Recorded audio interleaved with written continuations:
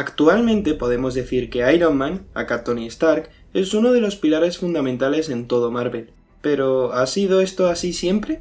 En el vídeo de hoy voy a tratar esta cuestión que me parece muy interesante y que mucha gente ajena a los cómics desconoce. Iron Man hizo su primera aparición en el cómic Tales of Suspense 39 en marzo de 1963, creado por Stan Lee, desarrollado por Larry Lieber y diseñado por Don Heck y Jack Kirby.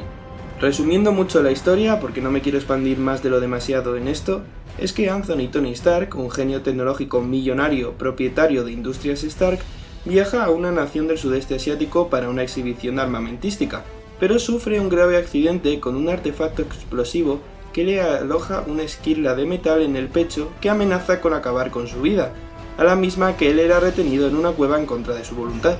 Stark se vio obligado a construir con unos pocos materiales que tenía a su alcance una armadura que frenara la metralla en su corazón y que le permitiera salir de la cueva, salvando así su vida por ambos lados. Esto le dio una nueva perspectiva al millonario, quien se dio cuenta del mal que estaba haciendo y a partir de ese momento decidió proteger a los inocentes y redimirse, convirtiéndose en el superhéroe conocido como Iron Man, el Hombre de Hierro. Unos años después, el personaje obtuvo una serie propia titulada Invencible Iron Man, cuyo número 1 salió en mayo de 1968. A partir de aquí, el personaje siguió con varios volúmenes de su serie regular y apareció con frecuencia en otras cabeceras, como por ejemplo en la de los Vengadores, ya que él era un miembro fundador. De hecho, Iron Man también apareció en muchas series de televisión y videojuegos.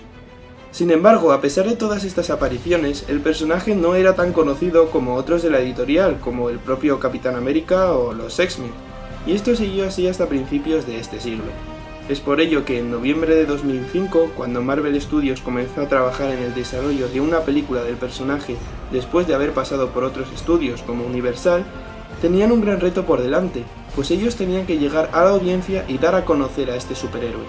Sin embargo, si estamos diciendo que el Hombre de Hierro era un superhéroe de segunda y hasta en ocasiones de tercera, ¿por qué Marvel Studios comenzó a desarrollar una película sobre él? Bien, para resumirlo bastante, tenemos que echar la cabeza atrás unos años.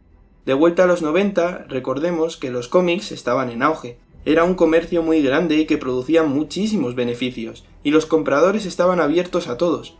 Esta demanda era aprovechada por grandes editoriales como DC o la que en este caso nos ocupa, Marvel, la cual publicaba cientos de portadas distintas que satisfacían a los compradores para ver el qué pasaba después en las historias de aquellos personajes.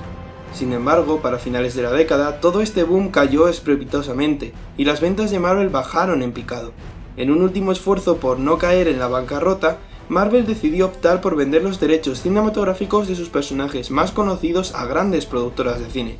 Algunos ejemplos de estos son los X-Men y los Cuatro Fantásticos, que fueron vendidos a 20th Century Fox, o Hulk, que fue vendido a Universal, o quizás el más conocido de todos, Spider-Man, que fue adquirido por Sony Pictures.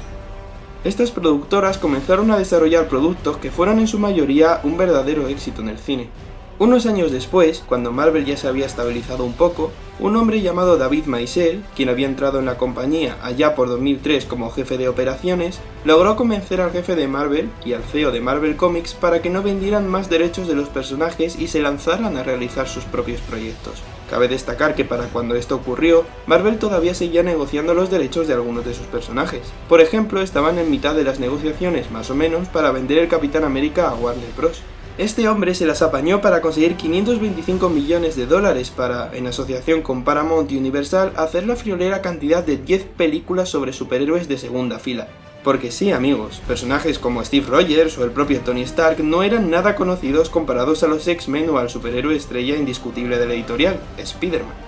Bien, una vez que ya hemos conectado ambos hechos, vamos a desarrollarlos. Para noviembre de 2005, Marvel se puso a trabajar en la película del superhéroe dorado, y anunció que esta sería su primera película independiente, ya que el personaje era el único más o menos conocido que no había sido adaptado al cine.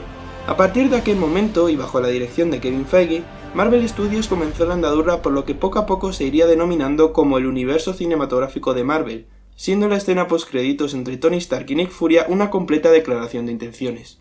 A partir de ahí, concretamente al año del estreno de Iron Man, Disney compró Marvel Studios, abriéndole así un mayor abanico de posibilidades en todos los sentidos. De hecho, la primera película de Marvel lanzada por Disney fue Los Vengadores, allá por 2012. Pero bien, no vamos a seguir más adelante en el tiempo. Vamos a quedarnos aquí, en esta parte.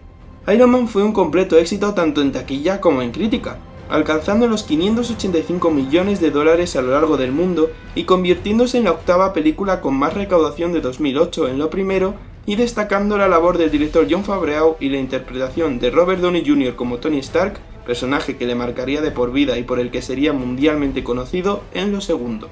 Además, el film recibió hasta 2 nominaciones a los premios Oscar, nada mal para una compañía y a un personaje desconocidos. Marvel logró que a la gente le gustara un personaje que nunca se había caracterizado por su fama en los cómics, y al mismo tiempo comenzó a construir todo un universo conectado. Y no solo eso, sino que, como ya hemos comentado, la actuación de Robert Downey Jr. impresionó a la gente y se convertiría en el personaje más carismático y significativo de todo el universo cinematográfico de Marvel, por no decir el más representativo. Iron Man fue un punto de inflexión para el cine de superhéroes. A partir de aquel momento, las historias de personajes se adaptaron en cierta forma a lo que vimos en la película, sobre todo el look que lucía el personaje. Cabe destacar la diferencia de armadura que llevaba el personaje en sus inicios a la que llevaba en la película. Sin embargo, no voy a seguir hablando de esto más porque estoy planeando una serie de vídeos de cómo ciertas películas de Marvel afectaron a los cómics. En un futuro el vídeo llegará al canal. Bueno, y esto es todo por hoy. Contadme, ¿qué os pareció la película? Yo soy Mark Skywalker y aquí me despido.